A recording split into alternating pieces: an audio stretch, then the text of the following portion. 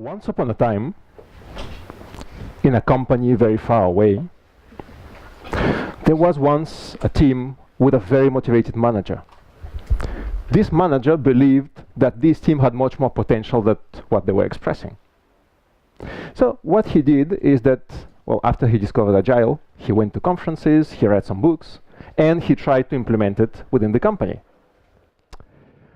One thing happened though. Every time he tried to implement something, it backfired. Every time he tried to do something to maybe implement a metric to help the team to improve, the team was finding maybe a work around it and were suddenly going back to square one. Okay? Now, the team wasn't against him. He had many motivated people there who were helping. But the whole dynamic wasn't quite work out. Okay? Every time he was trying to implement something, the advance was very marginal. They couldn't get to any results. Until he got to feel like Tyrion in Game of Thrones, betrayed by everyone against him, and very discouraged, very frustrated. Has any one of you been in this kind of situation, feeling that even maybe you might not be a manager, where every time you're trying to implement something, you have either a resistance or maybe just people not following you? Yeah? Who had this experience trying to implement improvements? Okay, welcome. I don't feel so alone anymore. Now, what we'll see today, I know that all of you are already working with Agile or are very interested with it, and the thing is, Agile already has a lot of tools. Okay? It has a huge amount of tools. You can just keep, and people just keep inventing them even more. Okay? So you have a lot of tools. I'm not here to tell you like what tools to use, what tool not to use. What I want to bring is a slightly different perspective of one technique I'm using that is actually complementary to these tools. Something that allows us to make these tools easier to apply. Okay? And that is systemic coaching.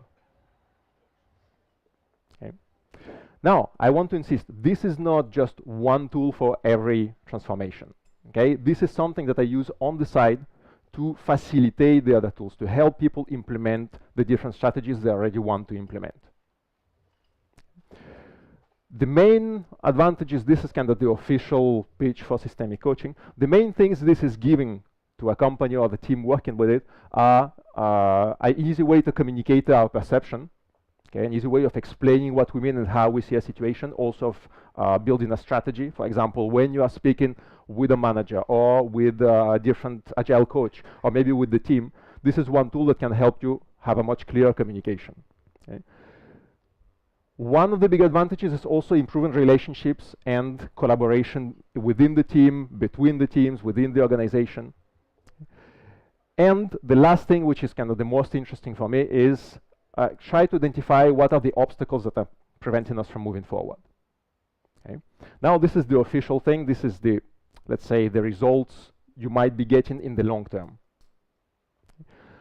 For me, the main thing of systemic coaching and the way when I use it combined with the other tools is actually to discover what we don't see.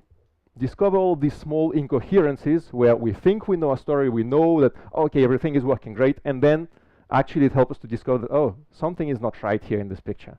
Okay, what is not right? It helps us to kind of break down the story we have been telling ourselves for the whole time and discover where we have been going wrong in the story.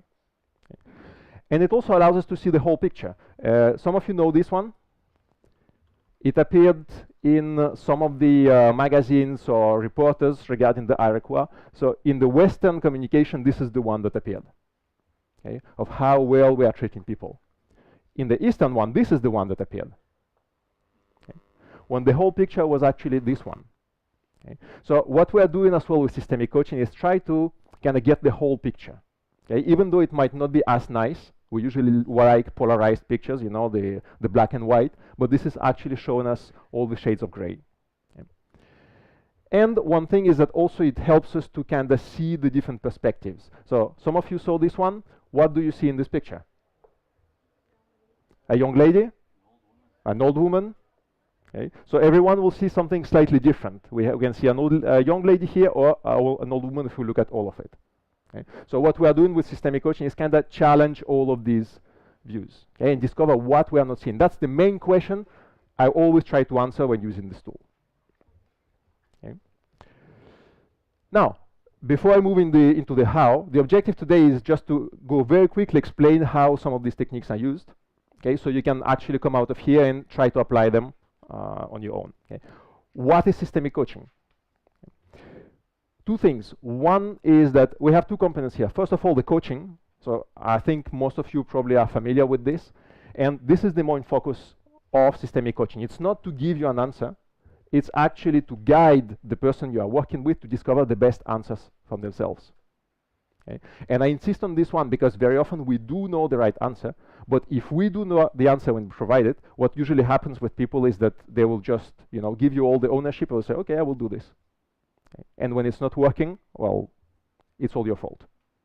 Okay? So we are not looking for the best answer with systemic coaching. We are looking for the best answer the person or the team we are coaching to actually get to themselves. Okay? So that's the coaching part. And this will be, like through the whole talk, this will be the topic. Not what's the best answer, but what's the best answer you can get the person or the team to get to.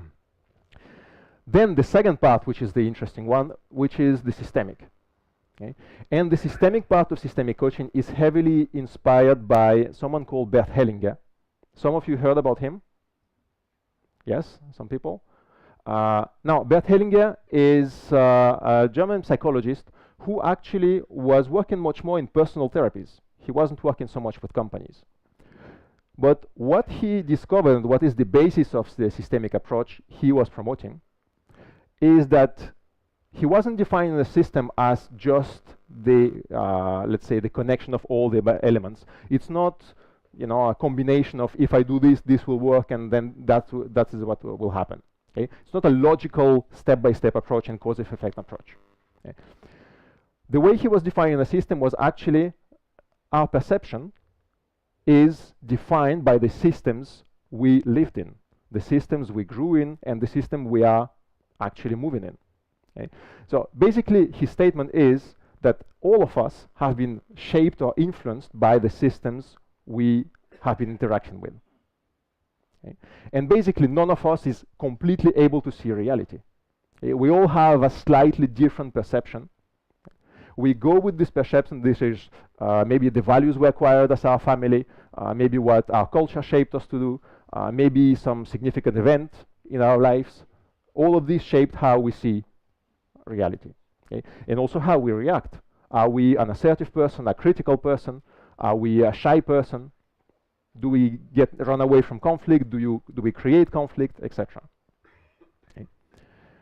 And then what happens is that we take this personal vision and we bring it out in the world and we start interacting with people.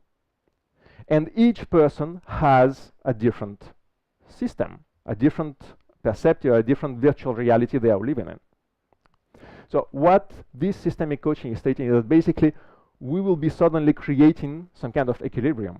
We will actually try to see how all of these systems or personal systems are fitting together to create one unique organism. And usually a company or a team will be a balance of these systems, of how are all of our behaviors, all of our ways of seeing the world are actually combined with each other.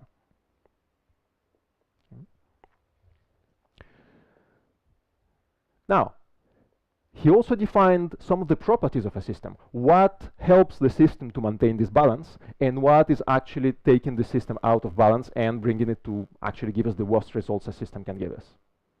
Okay. And for him, the main properties is, first of all, that the system will always try to balance itself. But there are three main principles that are guiding all of these interactions that will influence how well the system can balance itself. If it will give us the best results, or if it will actually bring us in the worst spiral of death possible and then just destroy the company or the team. Okay. Quickly to cover these principles. One of them is belonging. Okay. So whenever you consider a group of people and how they interact, an interesting principle to pay attention to is who is being excluded from the group. Whenever we have someone being excluded, this is actually bringing down the performance of the team or of the company. For example, we might have someone in our team who is very critical of everything that happens. Someone had this experience, someone who is always saying, that's not going to work, this is the worst idea either, etc. Yes? Okay. Now, a natural way of dealing with this kind of person might be to say, well, you know what, stop talking, or get out of the team. Maybe it's someone who doesn't respect the process. Okay. What systemic coaching is telling us is that if we shut down that voice of the system, what will happen is that we will actually damage the system. Okay. We need to be able to hear the voice of that person. Doesn't mean we have to respect all of their behaviors that are not helping, but it means that we need to find out what are they bringing to the system and integrate it. If we shut down the voice of someone who is either criticizing everything or not respecting the process, we might be losing information. We might teach the whole system that it's not good to say negative things, or it's not good to question the process of the system we are working with. Okay, so in the long term, this is something that will damage us. Okay. A second one is order. And here we also have a delicate balance to maintain in every system. And when Bert Hellinger is talking about order, he's talking about two things. One is, for how long have you been in a system? And then, what are the skills or what is your position in it? Okay. An obvious conflict is, for example, a person who has been in the company for 10 years. And suddenly a new manager arrives. And the new manager has many ideas, great ideas, and he decides to change everything. And he might be right in his decisions. He might have great decisions. He might know much more than this person who have been in the company for 10 years. But if all of his decisions are just ignoring that person, then he's transmitting a message to the system. He's saying, we don't have loyalty towards our employees. Your opinion is not important. Someone new can arrive and just change everything without listening to you. Okay. So it's very important we respect, for example, the how long a someone had been in the system, okay, and what are they bringing. And the opposite is also true. In some companies, you might have someone new arriving, and he has a lot of great ideas, but then he gets the message, no, the way we do things in this company is this way. So there is no way of this new person to be, for this new person to be heard. And the last principle on which it's based is exchange in equilibrium. This is basically this equilibrium between giving and receiving. So if we have always the flow of giving going in one direction, a team always producing, always being asked to produce, but never being given satisfaction to their needs or care about their own development, we will also generate, let's say, a bad loop in the company, and it will bring us down at some point. Okay? We will lose talent, etc. Okay. Any questions so far? Anything clear? Okay. Well, I will leave some time for the questions, but if you don't understand something at the moment, raise your hands and I will be answering this. Okay. Now, this is the system itself. Okay. These are the principles. Now we'll go in how do we actually use the tool itself. How do we use systemic coaching to coach someone to find an answer? Okay. And the way we use this is a very three-step simple process. Okay. We don't always have to use the 3 steps, but there are 3 steps that are actually giving us the best results. Sometimes you can use only one of them and you will still get phenomenal results. We'll see some examples afterwards. Okay. The way we'll be using the system is usually like this. We make a visual representation of the system so we can see what we're talking about. Okay. We all agree on what is actually happening, what the equilibrium is. We explore the system, we'll see in details how, and then we have a way of identifying the best next step. Okay, the best next step the coachee or the coachee team can actually get to. Okay. Now, visual representations. How we actually do this. Okay. So you might be familiar maybe with system thinking, where they represent actually processes and cause and effects. In systemic coaching, what we are using is actually the metaphor of constellations. Because it's focusing on relationships between different elements of the system, what we'll do is actually place the different elements with respect with each other and see how far are they, how are they related, who is focusing in what direction. Okay. And the way we do this is usually using objects. Okay. These are some wooden objects. I know with the contrast it doesn't show that well. Some wooden objects who are just showing us how someone represents their team. Okay. You might use, this is another example, you have a lot of variety, you can draw it, it doesn't matter. But this is how we will represent a system. We'll always place the different elements. Okay? We will see what the elements are to actually describe what we are seeing. Okay? We are usually doing this with respect to a specific situation. It's not just a casual thing, come here and say, how does my team look like? You know? No, it's more as we are trying to implement this agile methodology. Okay? How is it working for us? And then you can create this dynamics representing what's actually happening. Okay? You can use these wooden figurines. This is what I use usually. Okay? You can use tokens, Playmobiles, Post-its, whatever comes to you. Some people use shoes on the floor. Some people use these kind of pads. Just place them, and usually what we need is just the distance between them and the direction they are indicating into. Okay? And if you can use people. You can just place people in different positions so they can express the different voices in the system. Now, the elements that are part of the system. Okay, so what do we place there? Okay, what do you think we are placing there? People, obviously. Okay. This is one of the things, the most obvious. We can have the different team members, customers, managers, stakeholders. This is the most obvious answer. Okay. But this system is not tied to people. This is actually something, this is an abstract representation that you can use in many different situations. Okay. And depending on the situations you are working with, you can actually represent teams and departments. Okay. They are also part of a system. You have a constellation of how the departments and the teams are interacting within themselves.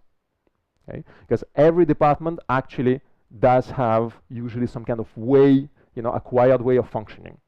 You probably saw this. You join one team, you have a fantastic atmosphere. You join another one, and nobody is doing anything or nobody is talking.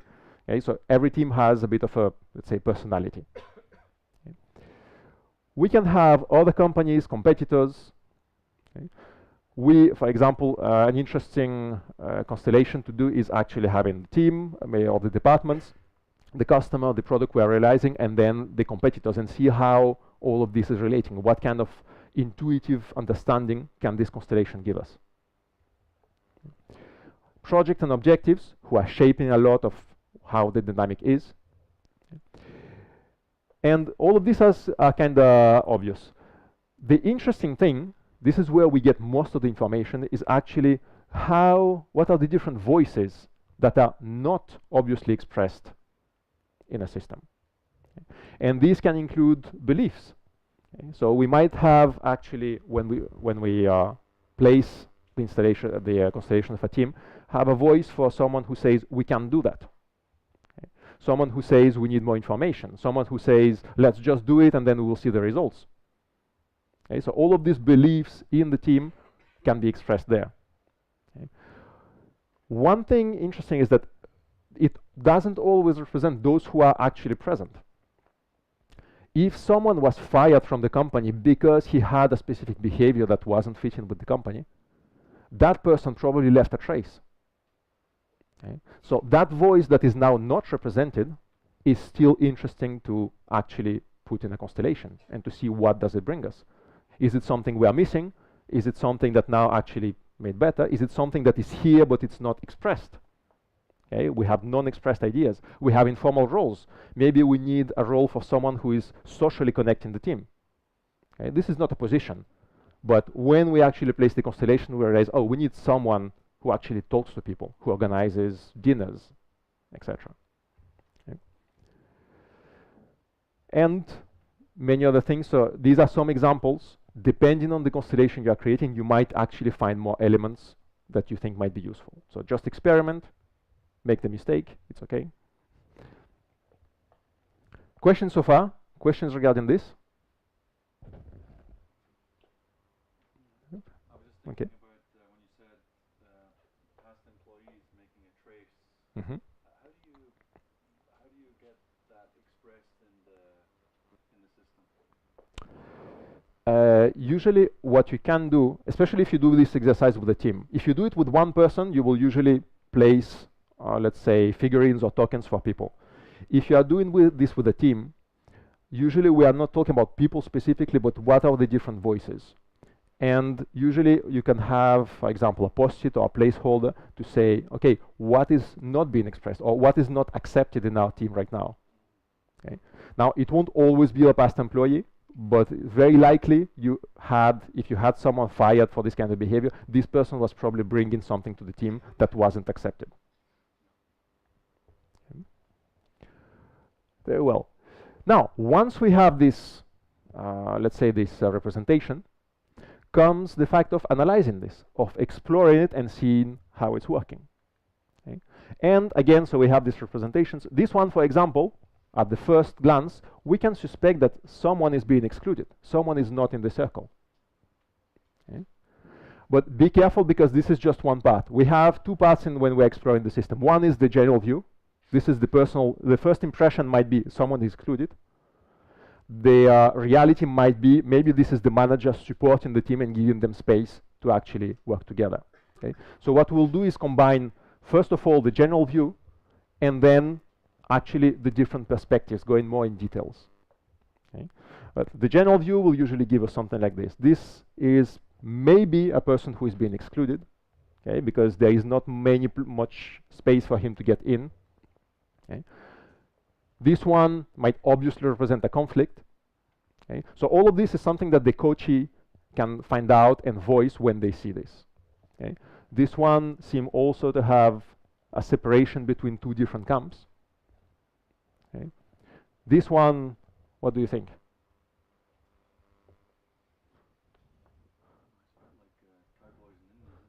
Okay. Exactly. This one is a bit of a mess, actually. Okay. I put this one because this is one mistake I advise you not to do. Don't try to represent it in too much detail. This is what some people do when they try to get all the details on the in the constellation, but then this is very difficult to read. Okay. So try to simplify it. Try to simplify it with voices, with the most important entities. Okay. But, it was interesting as well that you see that, okay, we have someone in the middle surrounded by others. Okay. This would be the most interesting general view here. The second part, once we have this general view, is actually to step into different perspectives and experiment them. So what usually happens is that we all have this story going on in our head, our perspective. This is how things are. We are the good ones, they are the bad ones. The objective of this is for the person to step out of their own role and try to experiment other ones.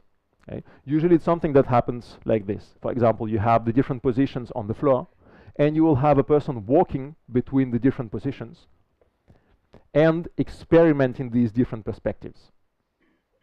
Okay. The exercise here is actually to stand there and imagine you are actually seeing all the other people in the other spots and seeing how would I react to this, how do I feel in this spot. One of these spots could be mine, but I might also go to a spot that belongs to someone else, someone I usually don't agree with. And the objective here is to explore what is actually happening, to get the whole picture, not just our perspective, but the combination of all perspectives. Okay, this is how the coachee or the team are actually getting this new information they need. And this is how we break them out. Yes? So this morning with Lisa, we talked about the third entity. Yes? The third entity position in that? Absolutely. Here you don't see it, but here there was a third entity, basically an external point of view that you can look from. So one thing is, for example, seeing, okay, what are the different actors basically feeling, and then you might see how does it look from outside. Okay? And try to experiment with different positions. How does it look from the middle here? How does it look from far away? What happens if I stand back and I see the whole situation from very far away? Okay? So explore the different perspectives in this. Okay?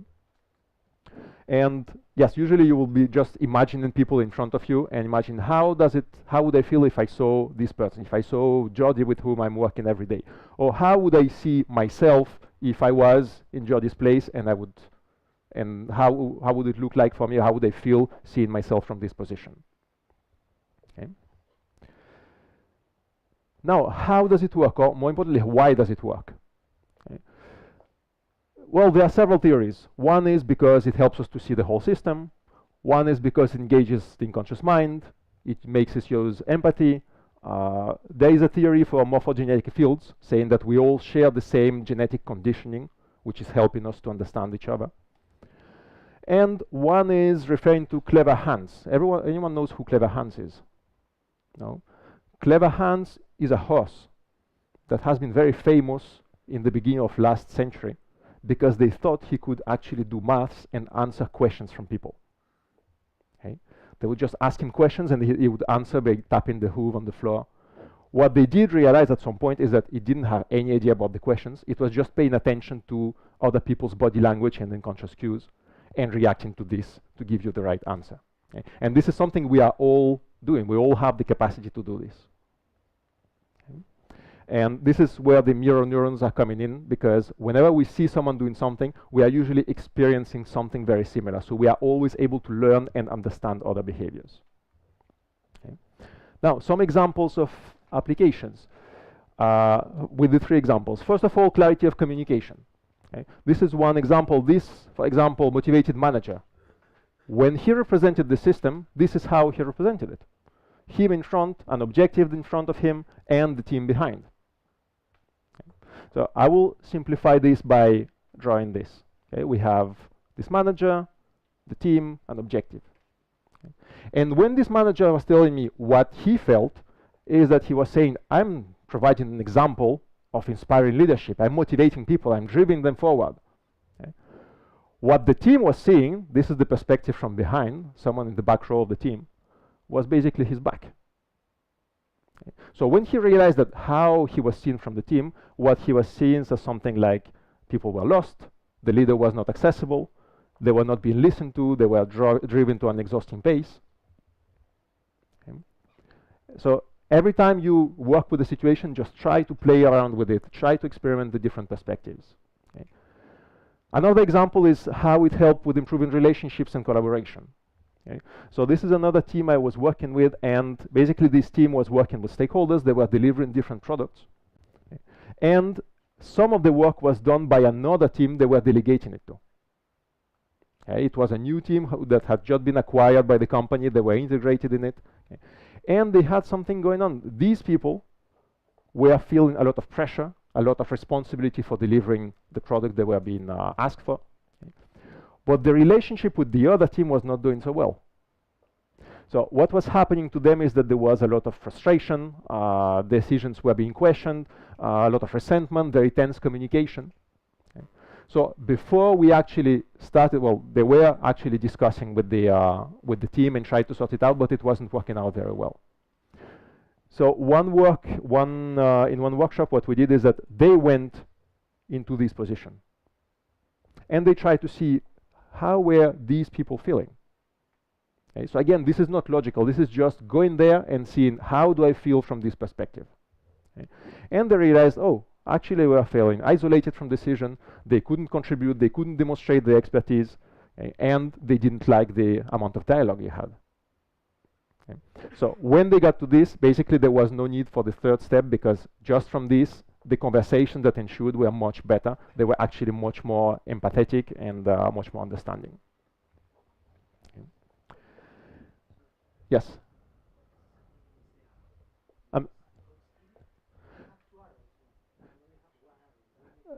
This one, sorry, these were the arrows. This is showing where they are looking at, and these were the relationship. I put this arrow to run the relationship with these.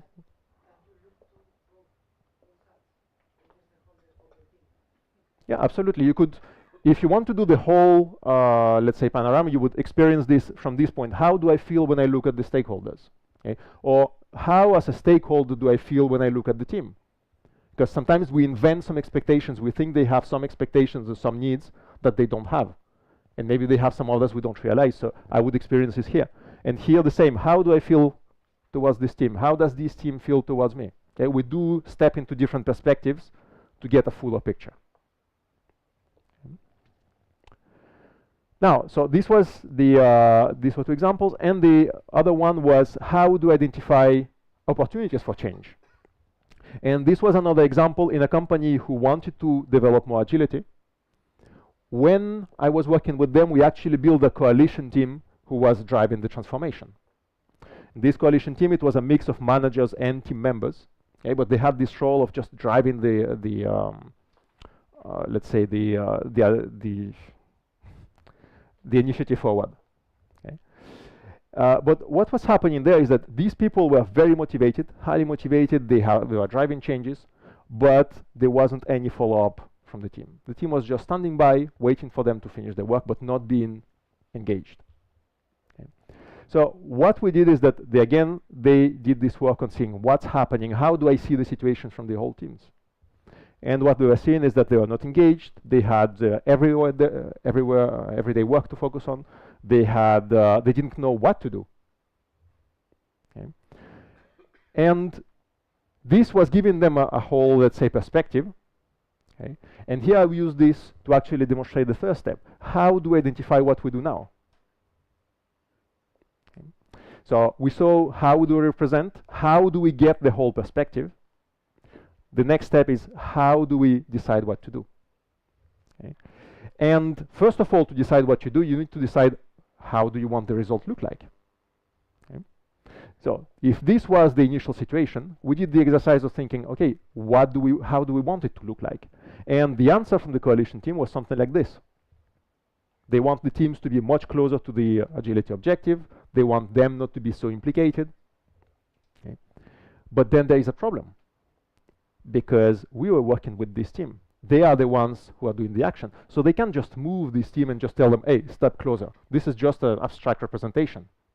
Okay, but we have here maybe 50 people just not being aware of this whole process. Okay. So the question here is basically, where should they, because they are the ones being coaching, what's their decision? What can they do? And here, when we ask where should they focus their attention, basically this is where you can play with this visual representation by moving them around. Move them around and see, okay, should we stand here and focus even more on the objective? Should we get closer to management to collaborate with them? Should we, I don't know, get in front of the team and challenge them? Should we get on the side? Okay. And this is where we play by just moving ourselves in the different positions, standing there again and seeing, how do I feel in this position? Does it feel right? Does it feel right for me to confront the team and turn my back to the agility objectives? Maybe. Okay. Again, we are not going for the best answer. We are going for the best answer that this team can come up with. Okay. And the answer they come up with is get closer to the teams. Okay. So still work on the objective, but much less. Step down much more on the objective there, on the implementation of agile methodologies, and focus on raising more awareness within the teams. Okay. It might have been the best answer, it might not have been, but that was an answer for them. And that's something that worked, because then this team became much more motivated, and then they ran into a second problem, which was once they got motivated, they found out that with the everyday work, they couldn't do it. Okay. So then we had a second step, which was, okay, now we spoke with management and we worked on how can we get these two closer to each other. Okay. These are some examples of how you can use this. So this is something you can use with the managers, you can use with the teams. Okay. And now there is one more question. Any questions so far? No? Then, one more thing before we finish is, how do we start? Okay. Because the system, as you see, is very intuitive. It's very easy. It's just something you can do anytime. Okay. That doesn't mean it will work. Because to be able to coach a team in this, you need to be able to read these kind of systems, to be able to create them, to see what kind of elements are working, what kind of elements are not. What do we actually see or feel in different perspectives? Which is why what I would like you to take away from today is two different steps. Okay? Two things you can do right now, even before you start working with the teams, to actually get the skill. Okay? Basically a practice you can do on your own before you get to the teams. Now, the first practice I would like you to do, and I really strongly advise you to do, even if you don't want to do systemic coaching, okay? This practice will be very helpful, is the empathy workout.